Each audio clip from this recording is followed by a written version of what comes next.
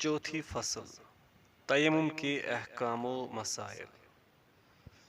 تیمم کی مشروعیت ارشاد باری تعالیٰ ہے۔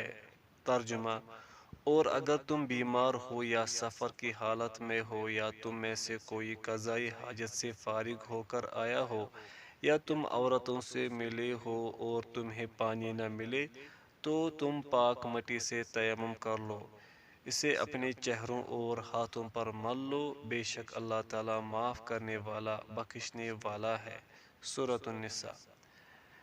جابر بن عبداللہ رضی اللہ عنہ روایت کرتے ہیں کہ رسول اللہ صلی اللہ علیہ وسلم نے فرمایا، مجھے 5 چیزیں ایسی عطا ہوئی ہے جو مجھ سے پہلے کسی پیغمبر کو نہیں ملے۔ 1 ماہ کی مسافت تک رعب کے ذریعے میری مدد کی گئی ہے، میرے لیے تمام روئے زمین کو مسجد اور پاک بنا دیا گیا ہے، لہذا میری امت میں سے جس شخص پر بھی نماز کا وقت آ جائے وہ وہی نماز پڑھ لے۔ بخاری مسلم۔ ابو ذر رضی اللہ عنہ بیان کرتے ہیں کہ رسول اللہ صلی اللہ علیہ وسلم نے فرمایا، پاک مٹی مسلمان کا وضو ہے اگرچہ 10 برس پانی نہ پائے۔ ابو داؤد، ترمذی، نسائی، صحیح عند الالبانی رحمہ اللہ۔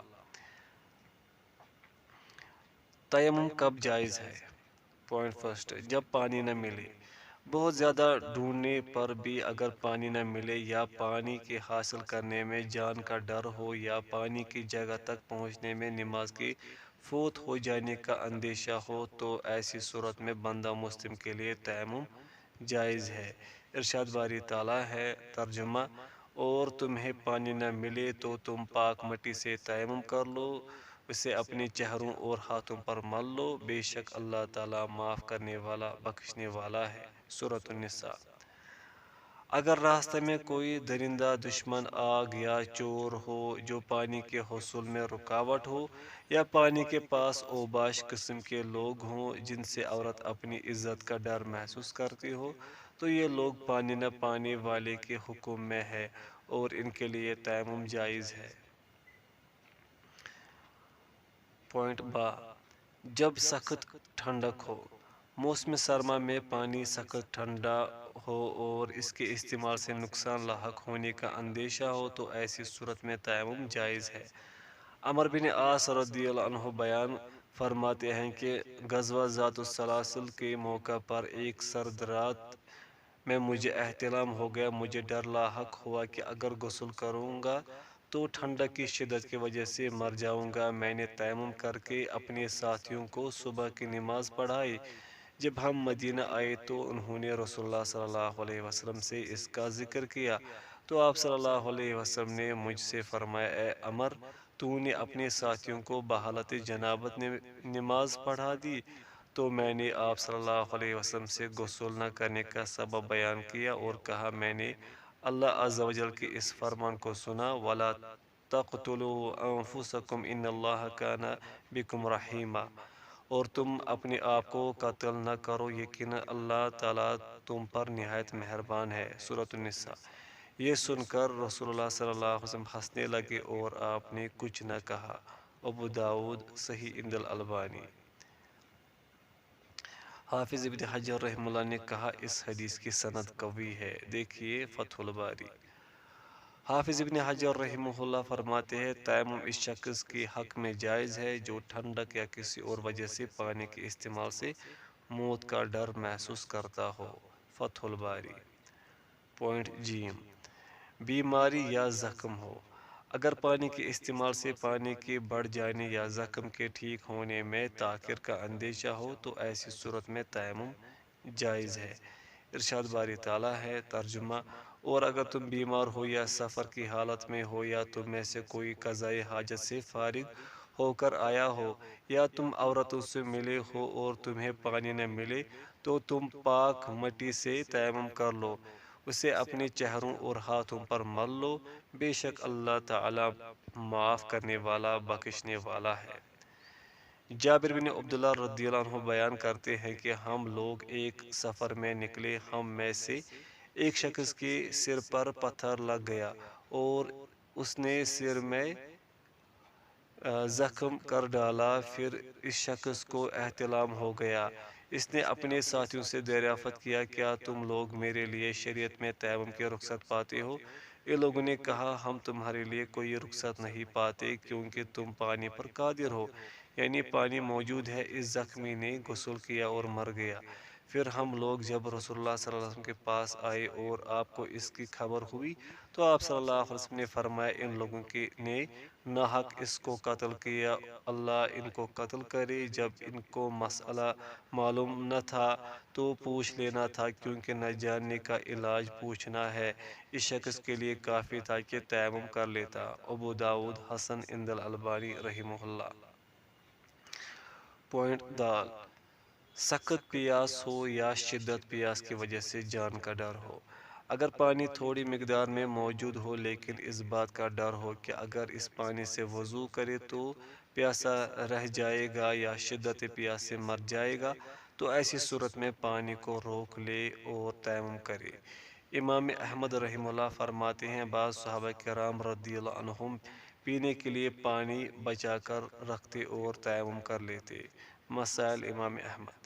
اسی طرح اگر اپنے ساتھی یا کسی شخص یا کسی درندہ کو شدت پیاس سے مرتا ہوا دیکھے تو اسے پانی پلا دے اور تیمم کر کے نماز پڑھے۔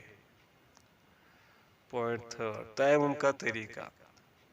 پوائنٹ فرسٹ، دل میں تیمم کی نیت کرے، کیونکہ رسول اللہ صلی اللہ علیہ وسلم نے فرمایا اعمال کا دار و مدار نیتوں ہی پر ہے۔ چونکہ نیت دل کے ارادہ کا نام ہے، اس لیے زبان سے نیت کرنا جائز نہیں ہے۔ نیز یہ کہ نبی صلی اللہ علیہ وسلم اور صحابہ کرام رضی اللہ عنہم کے عمل سے اس کا ثبوت نہیں ہے۔ نیز اللہ دل کے ہر ارادہ سے واقف ہے۔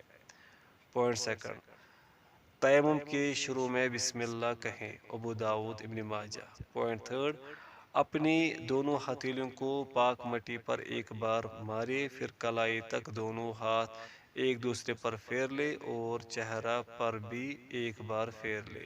ارشاد باری تعالیٰ ہے، ترجمہ، اور تمہیں پانی نہ ملے تو پاک مٹی سے تیمم کر لو، پھر اسے چہرے اور دونوں ہاتھوں پر مل لو۔ سورۃ المائدہ آیت نمبر 6۔ عمار رضی اللہ عنہ بیان کرتے ہیں کہ رسول اللہ صلی اللہ علیہ وسلم نے مجھے ایک مہم پر روانہ فرمایا۔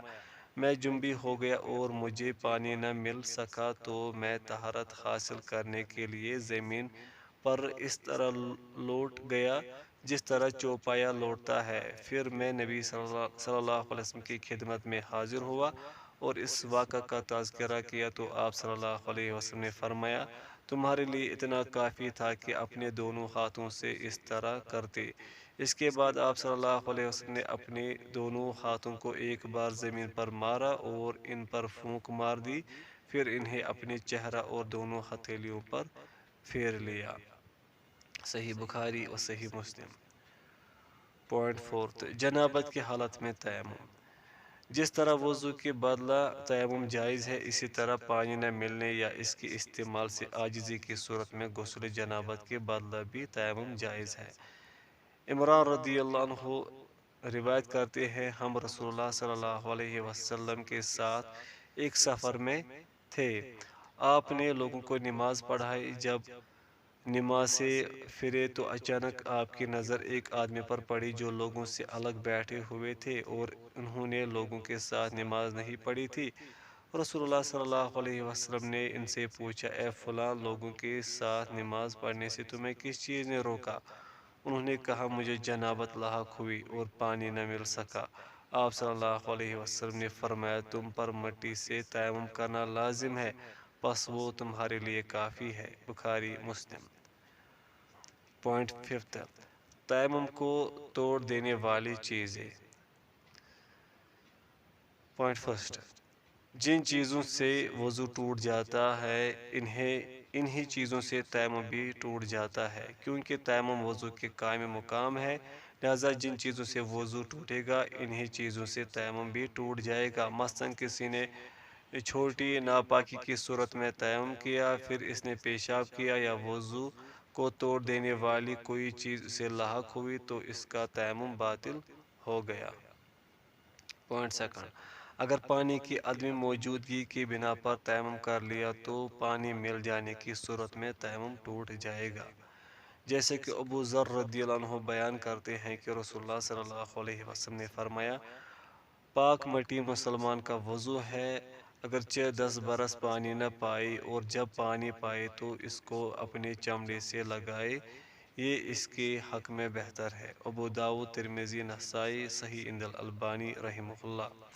پوائنٹ تھرڈ، اگر پانی کا استعمال سے عاجزی کی صورت میں تیمم کیا ہو تو عاجزی کے زائل ہو جانے اور پانی کے استعمال پر قادر ہو جانے سے تیمم ٹوٹ جاتا ہے۔ الملخص الفقہی للفوزان۔ پوائنٹ سکس، وہ شخص جو پانی اور مٹی دونوں نہ پائے۔ جو شخص کسی ایسی جگہ پر ہو جہاں پانی اور مٹی دونوں نہ پائے تو وہ بغیر وضو اور بغیر تیمم کی نماز پڑھے۔ عائشہ رضی اللہ عنہا بیان کرتی ہیں کہ انہوں نے اپنی ہمشیرہ اسماء رضی اللہ عنہا سے ہار مانگ لیا اور وہ کہیں گر گیا تو رسول اللہ صلی اللہ علیہ وسلم نے کسی کو تلاش کرنے کے لیے بھیجا۔ ہار تو مل گیا لیکن اتنے میں نماز کا وقت ہو گیا، لوگوں کے پاس پانی نہیں تھا، اس لیے انہوں نے بلا وضو نماز پڑھ لی۔ لوگوں نے رسول اللہ صلی اللہ علیہ وسلم سے شکایت کی تو اللہ تعالیٰ نے تیمم کی آیت نازل فرما دی۔ بخاری مسلم۔ حافظ ابن حجر رحمہ اللہ لکھتے ہیں، اس حدیث میں دلیل ہے کہ اس شخص پر نماز واجب ہے جو پانی اور مٹی دونوں نہ پائے، کیونکہ صحابہ رضی اللہ عنہم نے پانی نہ پانے کی صورت میں بھی نماز کو واجب سمجھ کر اس کی ادائیگی کی، اور اگر ایسے وقت میں بلا وضو نماز پڑھنا ممنوع ہوتا تو نبی صلی اللہ علیہ وسلم ان کے اس عمل پر نکیر کرتے۔ فتح الباری۔